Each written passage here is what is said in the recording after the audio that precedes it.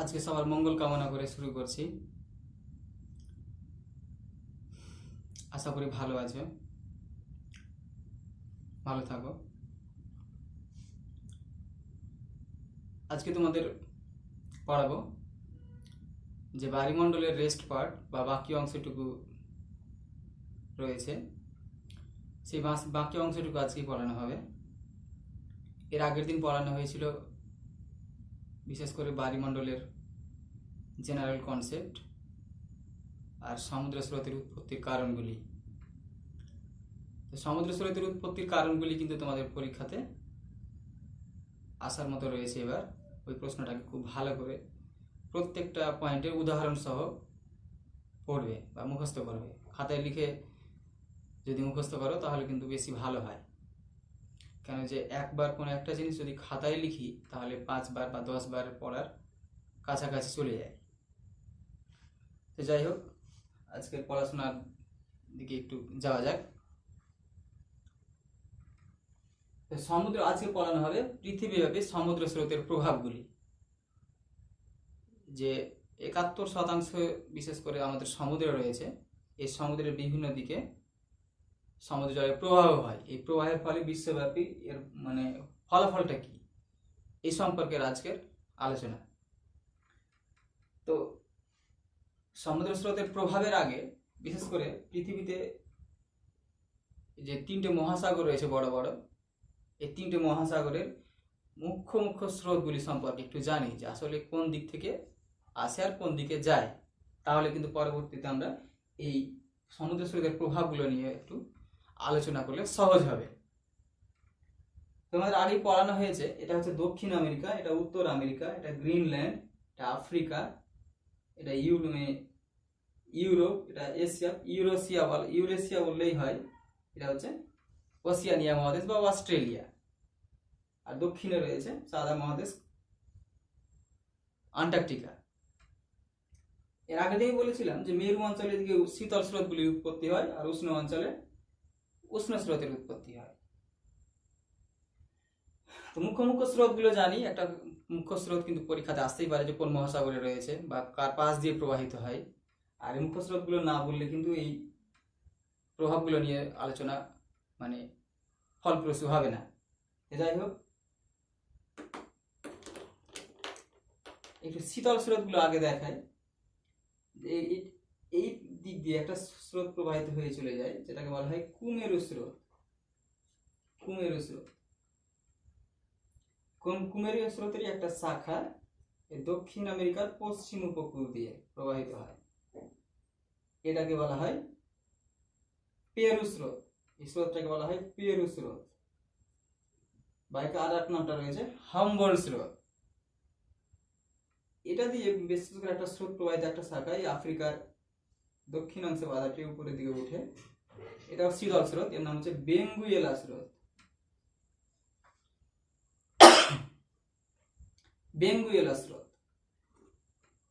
আবার এখানে অস্ট্রেলিয়ার দক্ষিণাংশ দিয়ে দক্ষিণ পশ্চিমাংশ দিয়ে একটি স্রোত উপরের দিকে ওঠে। এই স্রোতটার নাম হচ্ছে পশ্চিম অস্ট্রেলীয় স্রোত। পশ্চিম অস্ট্রেলীয় স্রোত। তারপরে এই দিক দিয়ে একটা স্রোত আছে, বিশেষ করে এটা হচ্ছে গ্রিনল্যান্ড। এটা দিয়ে একটা স্রোত আছে শীতল স্রোত, যার নাম হচ্ছে ল্যাব্রাডার স্রোত। এইটা দিয়ে একটা স্রোত প্রবাহিত হয় যার নাম গ্রিনল্যান্ড স্রোত, শীতল স্রোত বিশেষ করে।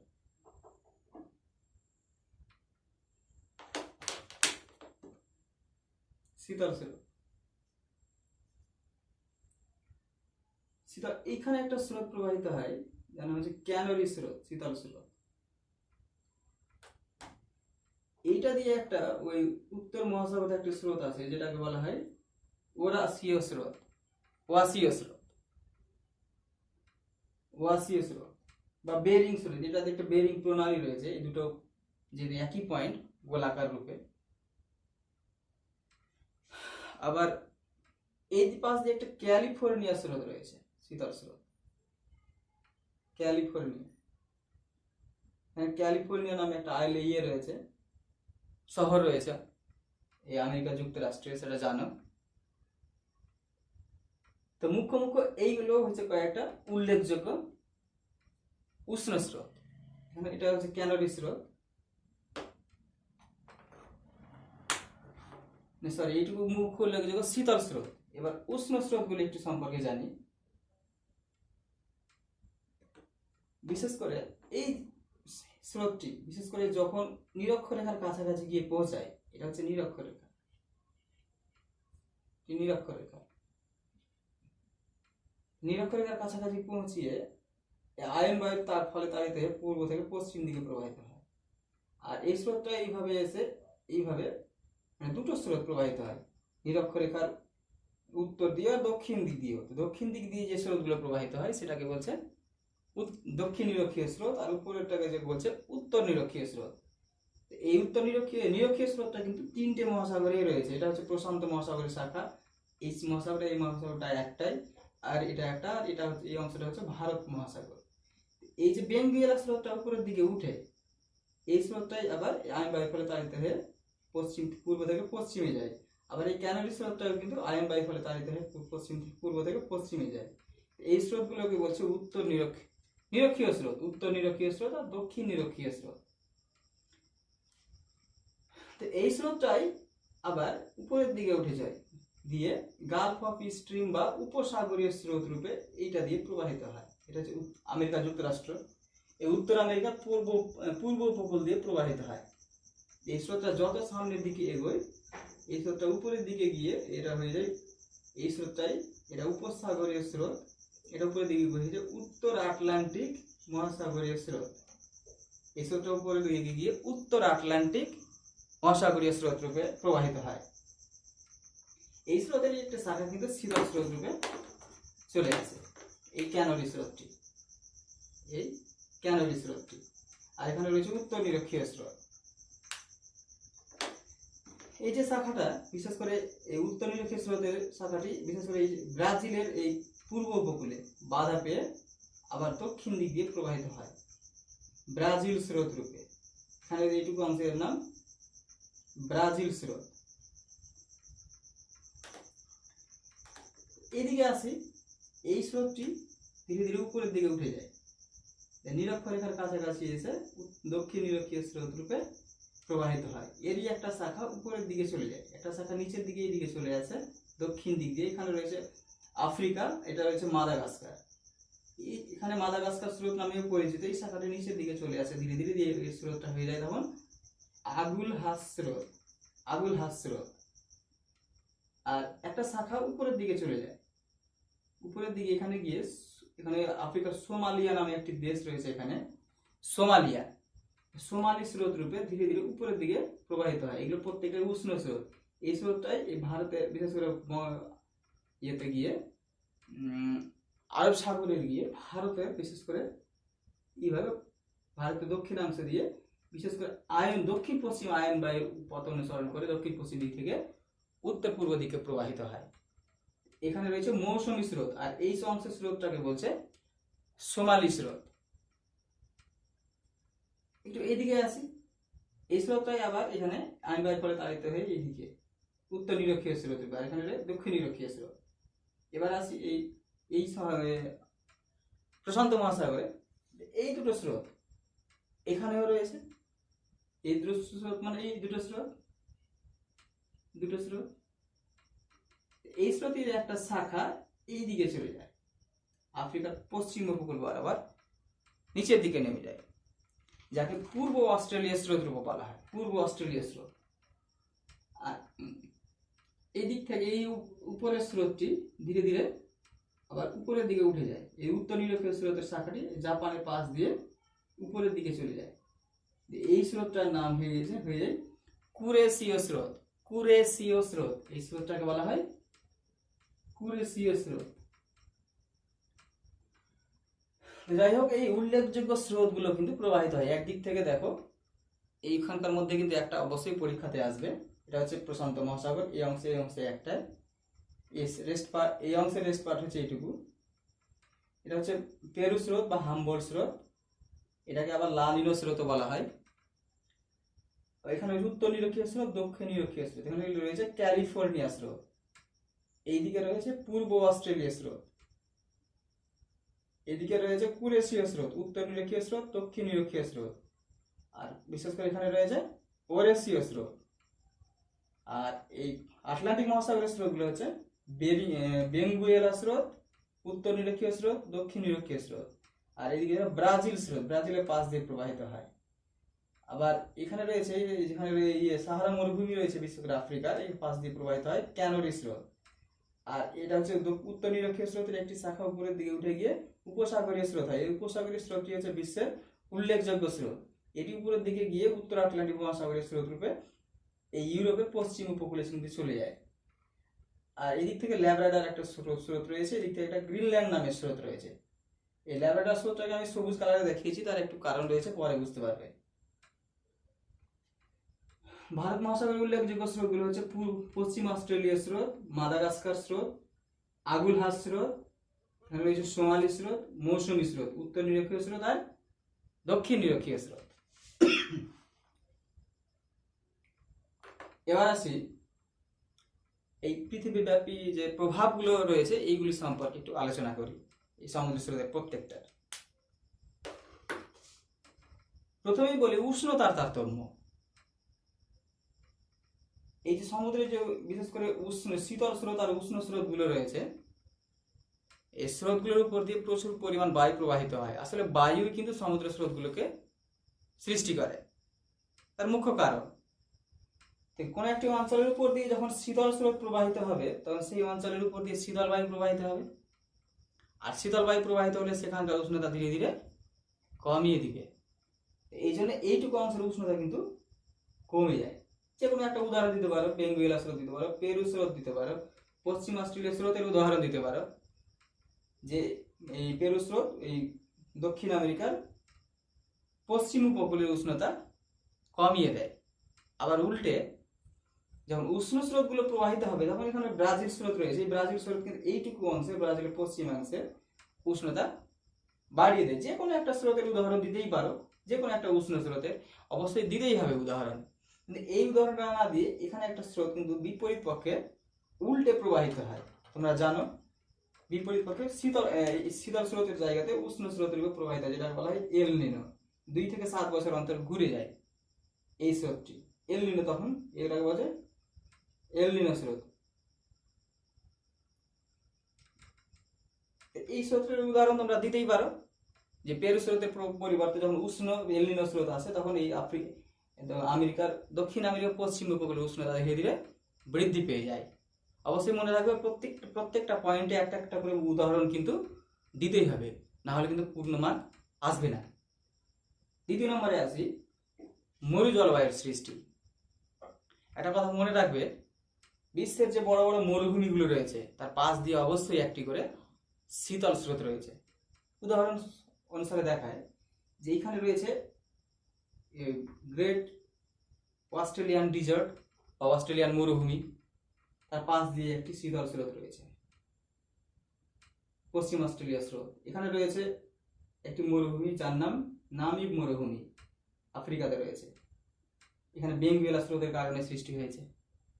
একটা কথা বলি যে শুধুমাত্র একটি কারণ কিন্তু মরুভূমিগুলি সৃষ্টি করে না, কতগুলি কারণ কম্বাইন্ডলি হয়, তবে এর মধ্যে এই সমুদ্র স্রোত একটি মুখ্য কারণ। এইখানে রয়েছে বৃহৎ সাহারা ডিজার্ট, যার পিছনে রয়েছে ক্যানোরি মরুভূমি, ক্যানোরি শীতল সমুদ্র স্রোতের কিছুটা ভূমিকা রয়েছে। এখানে তো জানছোই যে এখানে রয়েছে একটি আটাকামা মরুভূমি, তার পাশ দিয়ে একটি শীতল স্রোত রয়েছে, পেরু স্রোত। এখানে রয়েছে উত্তর আমেরিকার মরুভূমিগুলি, যেমন মোজেব, তারপর অ্যারিজোনা, এই সব কলোরাডো মরুভূমিগুলি। এইরকম মানে এক একটা মরুভূমির সৃষ্টির পিছনে কিন্তু বিশেষ করে এক একটা শীতল স্রোতের ভূমিকা রয়েছে। তবে প্রত্যেকটা মরুভূমির কিন্তু মানে সমুদ্র স্রোতের প্রভাবেই কিন্তু যে সৃষ্টি হয় তা নয়। তাহলে এখানে লিখতেই হবে যখন কোনো একটি ওই মরু জলবায়ুর সৃষ্টিতে যখন কোনো একটি অঞ্চলের পাশ দিয়ে শীতল স্রোত প্রবাহিত হয়, শীতল স্রোতে জলীয় বাষ্পের পরিমাণ খুবই কম থাকে বলে সেখানে মরু জলবায়ুর সৃষ্টি হয়। যেমন যে পেরু স্রোতটি দক্ষিণ আমেরিকার পশ্চিম উপকূল বরাবর প্রবাহিত হয় বলে সেখানে মরু জলবায়ুর সৃষ্টি হয়েছে, একটি মরুভূমির সৃষ্টি করেছে। যে মরুভূমিটির নাম হচ্ছে আটাকামা মরুভূমি, অবশ্যই এই একটা উদাহরণ দিতেই হবে। যে আমি বেঙ্গুয়েলার স্রোতের কথাই বলি আর পেরু স্রোতে বেঙ্গুয়েলার স্রোতের কথা বললে কিন্তু আমাকে নামি মরুভূমির উদাহরণটা দিতে হবে। যাই হোক, এবার আসি 3 নম্বর পয়েন্টে, জলবায়ু পরিবর্তন। আসলে জলবায়ু, একটি অঞ্চলের জলবায়ু কিন্তু পরিবর্তিত হতে পারে সমুদ্র স্রোতের প্রভাবে। তোমাদের আগে পড়ানো হয়েছে, আবার বলছি যে এল নিনো আর লা নিনো, এই দুটো কাহিনী পড়েছো। যে এইখানে যে পেরু স্রোতটি রয়েছে, এই পেরু স্রোতটা কিন্তু ঘুরে এল নিনো স্রোত রূপে প্রবাহিত হয়, দক্ষিণ থেকে উত্তরের দিকে না গিয়ে উত্তর থেকে দক্ষিণ দিক দিয়ে। এই স্রোতটি কিন্তু উল্টে মুখ করে এই দিক থেকে এইদিকে, পূর্বে না গিয়ে পূর্ব থেকে পশ্চিম দিকে মুখ করে, পূর্ব থেকে পশ্চিমে না গিয়ে পশ্চিম থেকে পূর্বে মুখ করে নেয় 2 থেকে 7 বছর অন্তর অন্তর। তো এই সমুদ্র স্রোত দিক পরিবর্তন করলে কিন্তু একটি অঞ্চলের জলবায়ু পরিবর্তন হতে পারে। যেমন এই পেরু স্রোত যখন থাকে এটাকে লা নিনো বলে, তখন এখানে কি হয়, স্বাভাবিক উষ্ণতা কমে যায়, আর ভারতে স্বাভাবিক উষ্ণতা কি হয়, বেড়ে যায়। যেহেতু ভারত শুধু নয়, এই দক্ষিণ প্রশান্ত মহাসাগরে এটা পূর্ব উপকূল, এদিকটা হচ্ছে পশ্চিম উপকূল, মানে এই পশ্চিম উপকূল, এই পাশের উষ্ণতা একটু বৃদ্ধি পেয়ে যায়। এখানে যখন জলীয়বাষ্পপূর্ণ বায়ুগুলো আসে তখন এখানে বৃষ্টিপাতের পরিমাণটা বৃদ্ধি পেয়ে যায়। পূর্ব উপকূল, এই দক্ষিণ আমেরিকাতে বৃষ্টিপাতের পরিমাণ কমে যায়, কম হয় জেনারেলি বলে এখানে মরুভূমির সৃষ্টি হয়েছে। আর এইদিকে এসে বৃষ্টিপাতের পরিমাণ বেড়ে যায়, যেহেতু এই জলীয়বাষ্পযুক্ত বায়ুগুলো ঠিক এই দিকে চলে আসে, এই পূর্ব থেকে পশ্চিম দিকে চলে আসে, ফলে এইটুকু অংশে কিন্তু বৃষ্টিপাতের পরিমাণ বৃদ্ধি পেয়ে যায় বলে ভারতে কিন্তু স্বাভাবিক বৃষ্টিপাত বেড়ে গিয়ে বন্যার সৃষ্টি হয়। আবার যখন লা নিনো আসে, সমুদ্র স্রোতটা যখন ঠিক উল্টো দিকে মুখ করে, ভারতে কিন্তু খরার প্রাদুর্ভাব হয়, যেহেতু জলীয়বাষ্পপূর্ণ বায়ুগুলো ঠিক ওই দিকে চলে যায়, মানে এই দক্ষিণ আমেরিকার বিশেষ করে পশ্চিম উপকূলের দিকে চলে আসে, বলে এইটুকু অংশে কিন্তু বৃষ্টিপাতের পরিমাণ বেড়ে যায়। এগুলো তোমরা শুনেছো, লা নিনো এগুলো পড়েছো, এটা উদাহরণ অবশ্যই দিতে হবে এই জলবায়ু পরিবর্তনে। সমুদ্র স্রোতের দিক পরিবর্তন কিন্তু জলবায়ু বায়ু পরিবর্তন করতে পারে, এটাই উদাহরণ দিতে হবে এল নিনো আর লা নিনোর প্রভাবে।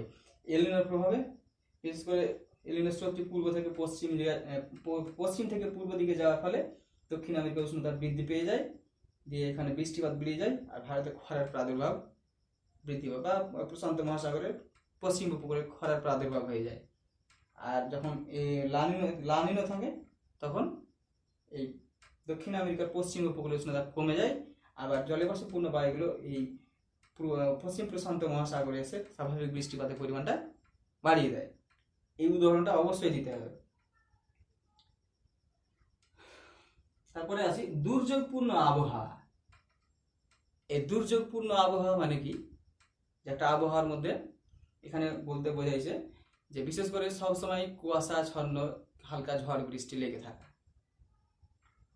এখানে দেখো একটা শীতল স্রোত প্রবাহিত হয়ে আছে, যার নাম ল্যাব্রাডার স্রোত। এটা আমেরিকার, বিশেষ করে উত্তর আমেরিকার পূর্ব উপকূলে। আর নিচ থেকে যাচ্ছে একটি উপসাগরীয় স্রোত, উষ্ণ স্রোত। এই দুটো স্রোত যখন পাশাপাশি প্রবাহিত হচ্ছে, এই পাশাপাশি প্রবাহিত হওয়ার কারণে কিন্তু উষ্ণ স্রোতের প্রভাবে আসে শীতল শুষ্ক বায়ু, এতে জলীয়বাষ্প থাকে না, আবার ঠান্ডা থাকে। আবার যখন এই উষ্ণ স্রোত যায়, এর উপরে থাকে প্রচুর পরিমাণে উষ্ণ আর্দ্র জলীয়বাষ্পযুক্ত বায়ু।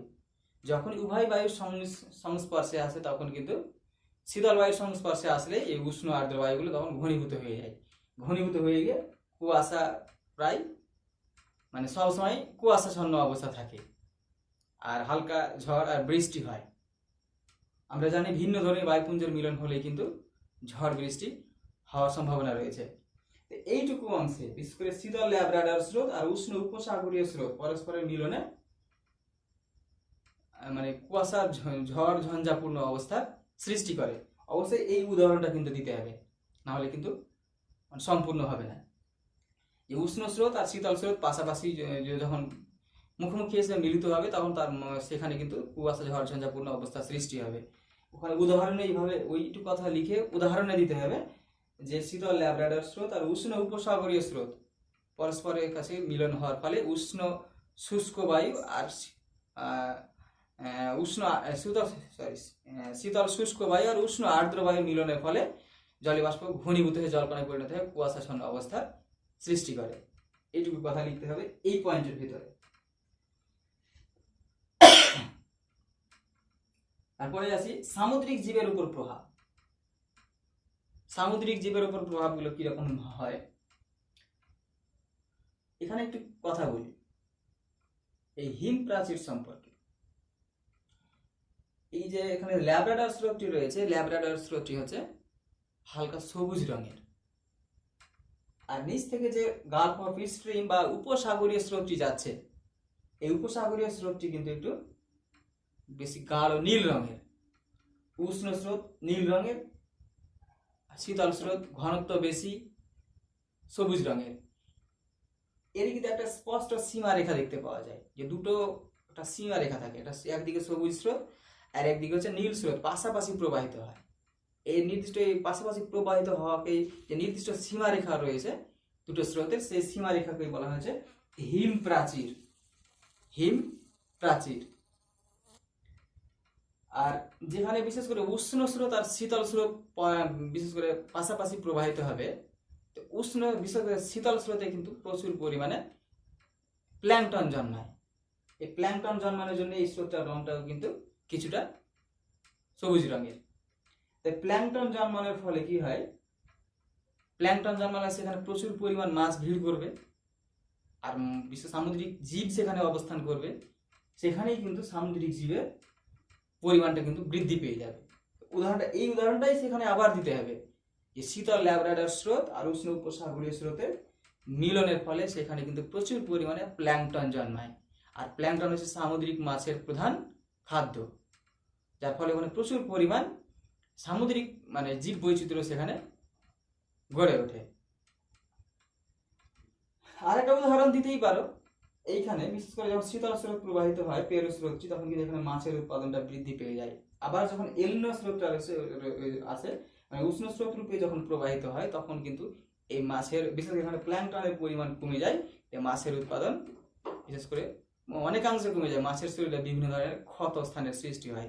আমরা জানি জলের উষ্ণতা বৃদ্ধি পেলে মাছের শরীরে বিভিন্ন প্রকার ক্ষতস্থানের সৃষ্টি হয়। এই কথাটাও তোমরা সেখানে হয়তো বলতেই পারো। তো এই অংশটার কিন্তু উদাহরণটা অবশ্যই দিবে, যে প্ল্যাঙ্কটন জন্মায়, প্ল্যাঙ্কটন জন্মানোর ফলে সেখানে প্রচুর পরিমাণ মৎস্য ভিড় করে। তারপরে আসি 6 নম্বর পয়েন্ট, মগ্নচড়া সৃষ্টি। এখানে 3 মার্কের একটা প্রশ্ন আসতে পারে যে মগ্নচড়া কিভাবে সৃষ্টি হয়। 2 মার্কে আসতে পারে মগ্নচড়া কাকে বলে। আসলে মগ্ন মানে কি? মগ্ন মানে কি? ডুবে থাকা। চড়া মানে কি বুঝতেই পারছো, উঁচু অংশ। ধরো এটা একটা বড় সমুদ্র, এটা হচ্ছে সমুদ্র, এই সমুদ্রের ভেতরে এইরকম ধরনের একটা চড়া রয়েছে, এইটাকেই বলছে মগ্ন চড়া, মানে ডুবে রয়েছে এই চড়াটা। তো এই শীতল স্রোতের প্রভাবে যেখানে যেখানে বিশেষ করে শীতল স্রোতগুলো প্রবাহিত হয়, এই শীতল স্রোতের সঙ্গে প্রচুর পরিমাণে বরফ বয়ে আসে, যে এটাকে বলা হয় হিমশৈল, ইংরেজিতে বলা হয় আইসবার্গ। এই হিমশৈল পরীক্ষাতে আসতেই পারে যে হিমশৈল মানে কি। হিম মানে হচ্ছে বরফ, আর শৈল মানে পাহাড় বা পর্বত। তো বিশেষ করে সমুদ্র এইখানে রয়েছে, এই সমুদ্র স্রোতে বিশেষ করে হিমশৈলের পরিমাণটা বেশি। কেন? যেখানে রয়েছে এই গ্রিনল্যান্ড রয়েছে পুরোপুরিভাবে হিমবাহে আচ্ছন্ন রয়েছে, আর সরাসরি হিমবাহগুলো সমুদ্রে এসে মিশছে। অনেক সময় বড় বড় বরফের খণ্ডগুলো সমুদ্রে কিন্তু ভেঙে ভাসতে শুরু করে। এই ভাসমান বরফের চাই বা স্তূপ বা বড় বড় খণ্ডগুলোকে বলছে হিমশৈল, আর হিমশৈলগুলোর উৎপত্তি হয় শীতল সমুদ্রে। শীতল সমুদ্রে ভাসমান বরফের খণ্ডগুলোকে বলা হয় হিমশৈল। এই হিমশৈল বিশেষ করে এই হিমশৈলগুলো যখন সৃষ্টি হয় স্থলভাগের উপরে, তখন এর সঙ্গে প্রচুর পরিমাণ বিভিন্ন ধরনের নুড়ি, বালি, কাঁকড়, কণা ইত্যাদি কিন্তু ট্র্যাপ হয়ে যায় বা আটকে পড়ে যায়। আর এইগুলো যখন শীতল স্রোতের প্রভাবে ধীরে ধীরে ভাসতে ভাসতে এই উষ্ণ অঞ্চলের দিকে আসে, উষ্ণ স্রোতের কাছাকাছি এসে যখন গলে যায়, তখন বিশেষ করে পদার্থগুলো নিচের দিকে সমুদ্রের তলায় থিতিয়ে পড়ে যে অগভীর চড়াগুলোর সৃষ্টি করে, যে সমুদ্রের গভীরতা কমিয়ে দেয়। এই ধরনের চড়াগুলোকেই বলছে মগ্ন চড়া। আবার বলছি, এই শীতল স্রোতের যখন বিশেষ করে শীতল অঞ্চলে হিমবাহ সৃষ্টি হয়, এই হিমবাহের মধ্যেই প্রচুর পরিমাণে স্থলভাগজাত পদার্থগুলো ট্র্যাপ হয়ে যায় বা আটকে পড়ে যায়। ওই হিমশৈলগুলো যখন বিশেষ করে এই উষ্ণ স্রোতের সংস্পর্শে আসে তখন ধীরে ধীরে গলে যায়, আর গলে গেলেই ওই ধরনের পদার্থ, স্থলজাত পদার্থগুলো সমুদ্রের তলে যে থিতিয়ে পড়ে যে অগভীর চড়ার সৃষ্টি করে, এই চড়াগুলোকে বলছে মগ্ন চড়া। আর এই মগ্ন চড়া বিশেষ করে পৃথিবীতে কতগুলি উল্লেখযোগ্য মগ্ন চড়া রয়েছে, যেমন এখানে রয়েছে নিউ ফাউন্ডল্যান্ড নামে একটি অংশ, এখানে রয়েছে নিউ ফাউন্ডল্যান্ড, কানাডার আমেরিকার পাশে রয়েছে নিউ ফাউন্ডল্যান্ড, একটা দ্বীপ রয়েছে, স্থান রয়েছে। এখানে রয়েছে একটি বিশ্বের বিখ্যাত এবং বৃহত্তম মগ্নচড়া, যার নাম গ্র্যান্ড ব্যাংক, যার নাম এইখানে রয়েছে গ্র্যান্ড ব্যাংক।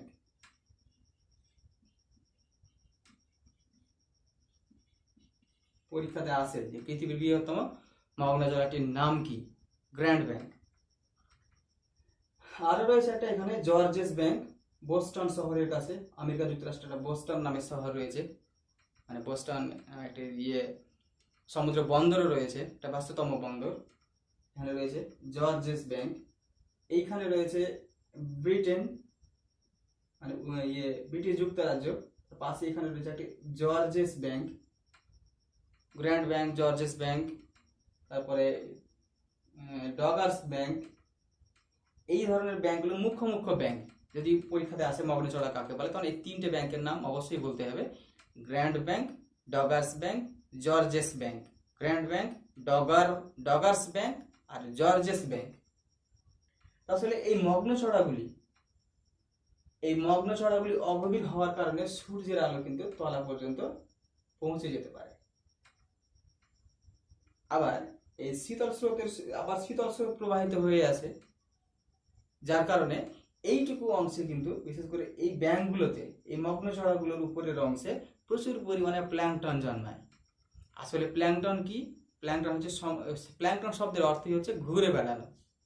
সমুদ্রের উপরের অংশে অতি ক্ষুদ্র ক্ষুদ্র যে বিশেষ করে উদ্ভিদ আর প্রাণীগুলো ঘুরে বেড়ায়, অতি ক্ষুদ্র ক্ষুদ্র, এইগুলো কি বলছে? প্ল্যাঙ্কটন। প্ল্যাঙ্কটনগুলো দুই রকমের হয়, জু প্ল্যাঙ্কটন আর ফাইটোপ্ল্যাঙ্কটন। জু মানে হচ্ছে প্রাণী প্ল্যাঙ্কটন, আর ফাইটোপ্ল্যাঙ্কটন মানে হচ্ছে উদ্ভিদ প্ল্যাঙ্কটন। আসলে উদ্ভিদ প্ল্যাঙ্কটনগুলোকে জু প্ল্যাঙ্কটনগুলো খায়, আর জু প্ল্যাঙ্কটনগুলোকে তখন সামুদ্রিক মাছগুলো খায়। যেহেতু এইগুলো অংশে বিশেষ করে প্রচুর পরিমাণে প্ল্যাঙ্কটন জন্মায়, এই জন্য সামুদ্রিক মৎস্য কিন্তু এই মগ্নচড়াগুলিতেই ভিড় করে। আর বিশ্বের যে একটা গুরুত্বপূর্ণ মৎস্য ক্ষেত্র রয়েছে, এই অংশটাকে বলছে নিউ ফাউন্ডল্যান্ড। এখানে প্রচুর পরিমাণে মৎস্য শিকার করা হয়, যেহেতু প্রচুর পরিমাণে এখানে মৎস্য পাওয়া যায়। বিশেষ করে কানাডা আর আমেরিকা যুক্তরাষ্ট্র সেখানে মৎস্য শিকার করে। তাই মগ্নচড়াগুলো কিন্তু বিশেষ করে বাণিজ্যিক ক্ষেত্র হিসেবে গুরুত্বপূর্ণ ভূমিকা পালন করে, বিশেষ করে মৎস্য শিকার ক্ষেত্র হিসেবে। এভাবে 2 মার্কে একটা প্রশ্ন আসতেই পারে যে মগ্নচড়াগুলি মৎস্য আহরণে গুরুত্বপূর্ণ ভূমিকা পালন করে কেন। তো ঠিক এইরকম করেই কথাগুলো বলতে হবে যে মগ্নচড়াগুলো অগভীর হয়, সূর্যের আলো তলা পর্যন্ত পৌঁছে যেতে পারে, ফলে সামুদ্রিক কিছু উদ্ভিদ নিচের দিকে জন্মায়। আবার উপরের অংশে যেহেতু শীতল স্রোত প্রবাহিত হয়ে আসে, তার সঙ্গে প্রচুর পরিমাণে ওই শীতল স্রোতের প্রভাবে প্ল্যাঙ্কটন জন্মায়। আমরা জানি প্ল্যাঙ্কটন বেশি জন্মাতে পারে শীতল স্রোতে বা শীতল জলে, আর উষ্ণ জলে কিন্তু প্ল্যাঙ্কটন সেভাবে জন্মাতে পারে না। আর যদি পাশাপাশি মিলন হয় তাহলে কিন্তু আরো বেশি জন্মায়, যেহেতু ঝড় ঝঞ্ঝাট কুয়াশাপূর্ণ অবস্থার সৃষ্টি হয়, আর সেইটুকু অংশে কিন্তু মাছের উৎপাদন আরো বৃদ্ধি পেয়ে যায়। এবারে আসি যে বন্দরের কাজকর্মের প্রসার, 7 নম্বরে শেষ ফাইনাল। এই পয়েন্টগুলো প্রত্যেকটা লিখে রাখবে, প্রত্যেকটা বইতে কিন্তু মানে স্যাটিসফাই ভাবে থাকে না, তোমরা একটু এই পয়েন্টগুলো লিখে নিবে একদিক থেকে, আর প্রত্যেকটা পয়েন্টের একটা একটা করে অবশ্যই একটা স্রোতের উদাহরণ দিয়ে পয়েন্টগুলো বোঝাবে। প্রথমে সিম্পল ভাবে কথাটা বলে দিলে যে ধরো এইভাবে যে উষ্ণতার তারতম্য, শীতল স্রোত কোন একটি অঞ্চলের উপর দিয়ে গেলে তার উষ্ণতা বাড়িয়ে কমিয়ে দেয়, যেমন এই পেরুস্রোতের উদাহরণ দিবে, আর উষ্ণতা কমায়। উষ্ণ স্রোত যখন প্রবাহিত হয় উষ্ণতা বাড়িয়ে দেয়, যখন এভাবে একটা হয়তো এই যে কোনো একটা যে গালফ অফ স্ট্রিম বা এখানে এই উষ্ণ স্রোতের প্রভাবটা যদি এই উদাহরণটা দাও তাহলে বেশি ভালো হবে। যে উত্তর আটলান্টিক যে স্রোত রয়েছে, এই স্রোতটি ইউরোপের পশ্চিম উপকূলে এইটুকু অংশের উষ্ণতা কিন্তু বাড়িয়ে দেয়, যার ফলে কি হয়, এইটুকু বিশেষ করে মেরু অঞ্চলের কাছাকাছি হওয়া সত্ত্বেও কিন্তু সেখানে বন্দরগুলিতে বরফ জমে না, তার ফলে জাহাজ চলাচলে কিন্তু সুবিধে হয়। এটাও পরীক্ষাতে আসতে পারে যে পশ্চিম ইউরোপের বন্দরগুলো কোন স্রোতের প্রভাবে বরফ মুক্ত থাকে। তাহলে অ্যান্সারটা হবে উত্তর আটলান্টিক মহাসাগরীয় স্রোত। খুবই ইম্পর্টেন্ট এই প্রশ্নটা কিন্তু। বন্দরের কাজকর্মের প্রসার, এই পয়েন্টে কি লিখবে, এই কথাটাই লিখবে কিন্তু। যদি কোনো একটি অঞ্চল শীতল অঞ্চলের পাশ দিয়ে উষ্ণ স্রোত প্রবাহিত হয়, তাহলে সেখানে কিন্তু বরফ, বিশেষ করে শীতল অঞ্চলে অবস্থান হওয়া সত্ত্বেও শীতকালে এই উষ্ণ স্রোতের প্রভাবেই বন্দর অঞ্চলের বরফ মুক্ত থাকে, বন্দর অঞ্চলটা বিশেষ করে, যার ফলে ব্যবসা বাণিজ্য কিন্তু সারা বছরই চলতে পারে। এখানে রয়েছে তোমরা জানো হ্যামারফেস্ট নামে একটা নরওয়ে নামের দেশ রয়েছে। নরওয়ে, এই নরওয়ে দেশ, এই পশ্চিমের দেশটা হচ্ছে নরওয়ে।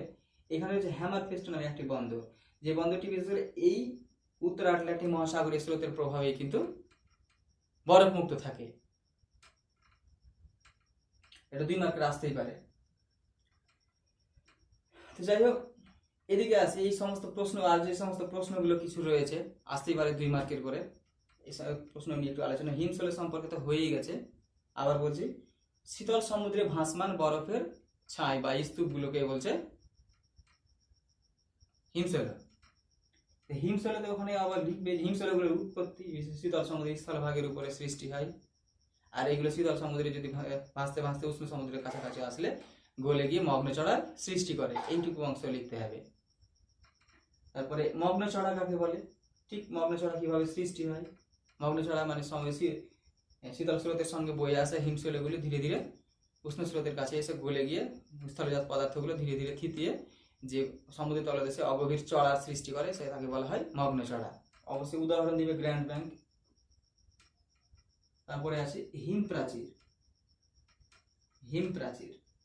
হিমপ্রাচীরও বলা হয়ে গেছে। আবার রিকল করি যে উষ্ণ শীতল ল্যাব্রাডার স্রোত, শীতল সবুজ রঙের ল্যাব্রাডার স্রোত, আর এই বিশেষ উষ্ণ উপসাগরীয় নীল রঙের স্রোত, দুটো পাশাপাশি প্রবাহিত হয়। পাশাপাশি প্রবাহিত হলে তাদের মাঝ বরাবর একটি রেখা দেখা যায়, সুস্পষ্ট বিচ্ছেদ রেখা বা সীমান্ত, সেইটাকেই বলছে হিমপ্রাচীর। হিমপ্রাচীর যেটা উত্তর আটলান্টিক মহাসাগরে দেখা যায়। অবশ্যই স্রোত দুটোর নাম বলতে হবে, না হলে কিন্তু অ্যান্সারটা ফুলফিল হবে না। মৌসুমী স্রোত একটা আসতেই পারে 2 মার্কে বা 3 মার্কে। মৌসুমী স্রোতের সম্পর্কে একটা টিকা লিখো, এরকম করে আসতেই পারে। এখানে রয়েছে মৌসুমী স্রোত ভারতবর্ষের দক্ষিণে বঙ্গোপসাগর আর আরব সাগরে। মৌসুমী স্রোতটি কিন্তু ঋতুভিত্তিক হিসেবে প্রত্যেক বছর এই উত্তর পূর্ব আয়ন বায়ু আর দক্ষিণ পূর্ব আয়ন বায়ুর প্রভাবে কিন্তু তারা দিক পরিবর্তন করে। যখন দক্ষিণ পশ্চিম আয়ন থাকে মৌসুমী বায়ু যায়, তখন এই স্রোতটি বিশেষ করে দক্ষিণ পশ্চিম এই মৌসুমী বায়ুর দিককে অনুসরণ করে প্রবাহিত হয়। প্রথমে আরব সাগরে এই স্রোতটি পশ্চিম থেকে পূর্ব দিকে যায়, আর যখন বঙ্গোপসাগরে পৌঁছায় তখন এই দক্ষিণ পূর্ব পশ্চিম আয়ন বায়ুর অনুসরণ করে উত্তর পূর্ব দিকে প্রবাহিত হয়। আবার এই স্রোতটি যখন এই উত্তর পূর্ব দিক থেকে যখন বায়ু আসে, উত্তর পূর্ব মৌসুমী বায়ু, তখন কিন্তু এই স্রোতটি আবার উত্তর পূর্ব মৌসুমী বায়ুর দিক অনুসরণ করে উত্তর পূর্ব দিক থেকে দক্ষিণ পশ্চিম দিকে প্রবাহিত হয়। এই মৌসুমী স্রোতটি কিন্তু সিজন অনুসারে বা ঋতু অনুসারে তার দিককে পরিবর্তন করে।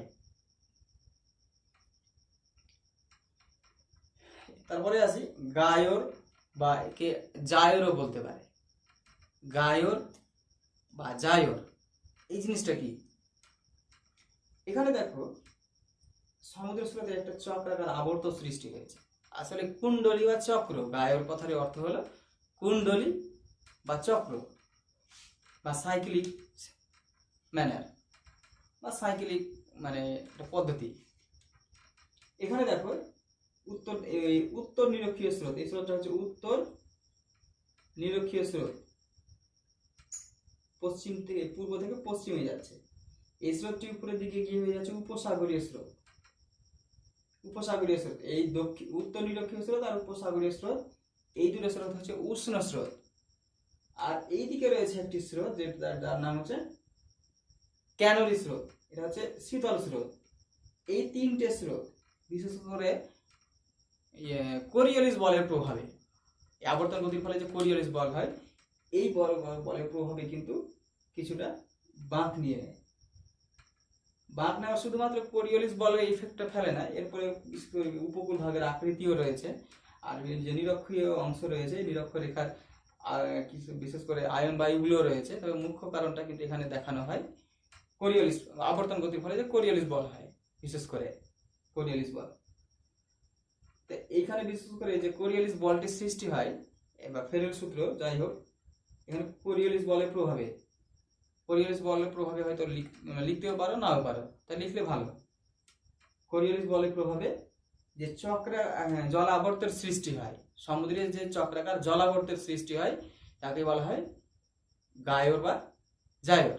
অবশ্যই এই উদাহরণটি দিতে হবে যে উষ্ণ উত্তর আটলান্টিক মহাসাগরে, উত্তর আটলান্টিক মহাসাগরে উষ্ণ উত্তর নিরক্ষীয় স্রোত আর উষ্ণ উপসাগরীয় স্রোত আর শীতল ক্যানারি স্রোতের মধ্যে আবর্তন গতির প্রভাবে কোরিওলিস বলের যে কোরিওলিস বল সৃষ্টি, তার প্রভাবে একটা চক্রাকার আবর্তের সৃষ্টি হয়েছে। এই চক্রাকার আবর্তকেই বলছে গায়র বা জায়র, গায়র বা জায়র।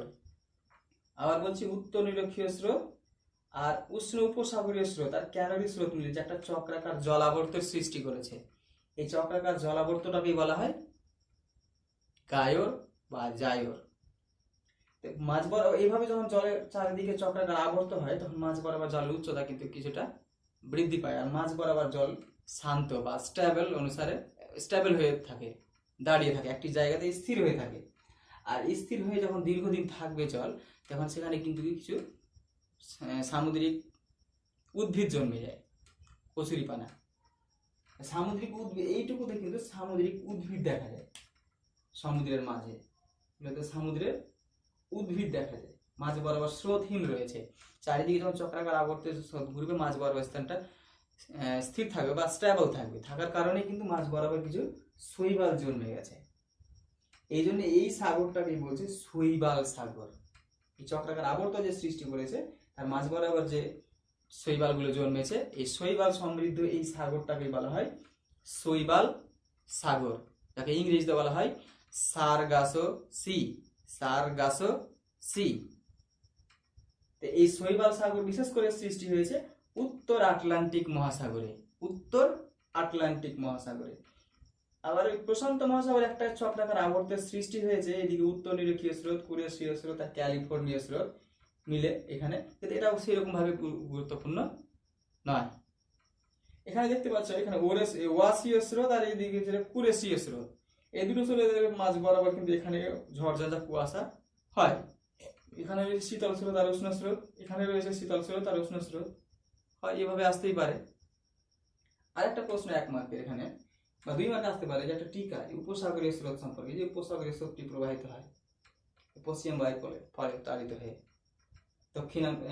উত্তর আমেরিকার পূর্ব উপকূল দিয়ে, এই স্রোতটি সম্পর্কে কিন্তু হয়তো 2 মার্কের একটা টিকা দিতেই পারে। তাই এই স্রোতটি প্রবাহিত হয় কোথা থেকে কোথায়?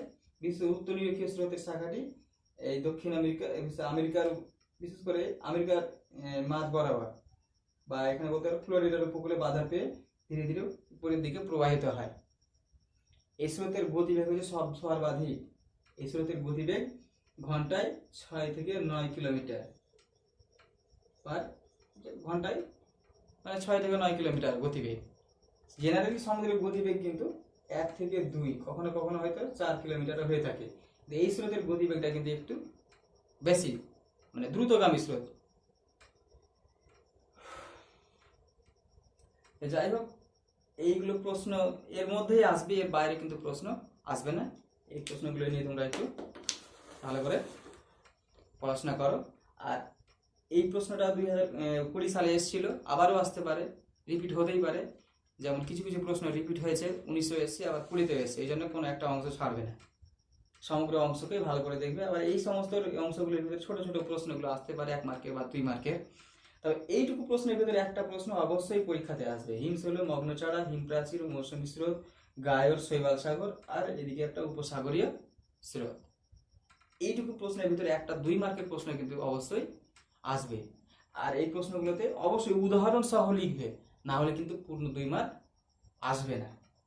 আবার বলে দিই শৈবাল সাগরটা কি করে লিখবে।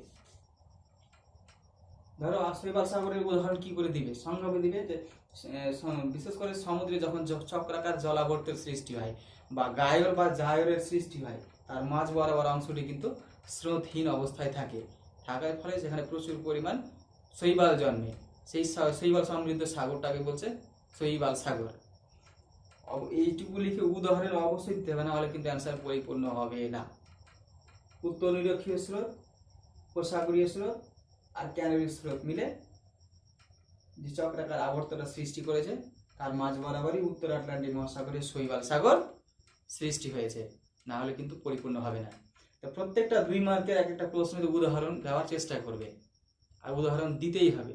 যদি দেওয়া না যায় সেক্ষেত্রে আলাদা ব্যাপার, যদি ছবি দেওয়া যায় ছোট করে সময় থাকে তাহলে কিন্তু ছবি দিয়ে সেটাকে বোঝালে ক্লিয়ার হয়ে যায়। মাঝ বরাবর যদি কোনো একটি অংশ যদি লেখার ক্ষেত্রে যদি দুর্বল থেকে যায়, তাহলে ছবির বা উদাহরণের মাধ্যমে কিন্তু সেই অংশটা আমরা কাটিয়ে উঠতে পারি, দিয়ে পূর্ণ মার্ক পেতে পারি।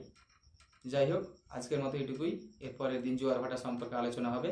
এই প্রশ্নগুলো তোমরা 2 মার্কের মতো করে খাতাতে লিখো, আমাকে দেখাবে। তোমরা হয়তো পড়াশোনা করছো না আমি সেরকমভাবে বুঝতে পারছি না।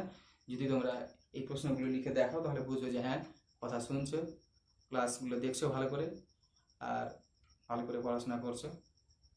যাই হোক, তাতে আমাদেরও সুবিধা হবে, তোমাদেরও হবে। আর এই প্রশ্নগুলো সম্পর্কে পরবর্তীতে আর কিন্তু আলোচনা হবে না এখন, যদি সিলেবাস শেষ হয়ে যায় তারপরে হবে। তবে এই রীতিমতো ক্লাস যে চলছে এইরকম ঠিক চলেই যাবে। যাই হোক, আজকের মতো এই পর্যন্তই। ভালো থাকো।